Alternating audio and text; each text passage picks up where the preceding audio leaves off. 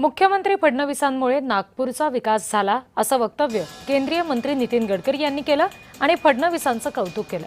जमिनीखाली रेल्वे स्थानक निर्माण केलं की प्रश्न सुटतील असं सुद्धा नितीन गडकरी म्हणाले।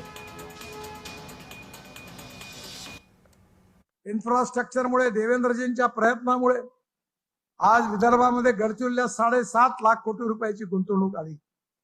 या ठिकाणी स्मार्ट सिटीमध्ये आता आपण स्किल ट्रेनिंग सेंटर सुरू करतोय महानगरपालिकेच्या जागेमध्ये आणि दरवर्षी ॲडव्हान्टेज विदर्भाच्या कार्यक्रमामधून देवेंद्रजींच्या नेतृत्वाखाली मोठ्या प्रमाणावर गुंतवणूक देखील आपण नागपुरात आणलेली आहे।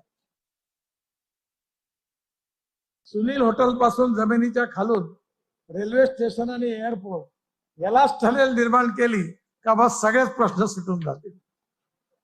कृष्णा भाऊंनी याच्यात सर्व पूर्व नागपूरचं चित्र बदलवलं। या करता नक्कीच ते अभिनंदनाकरता पात्र आहे।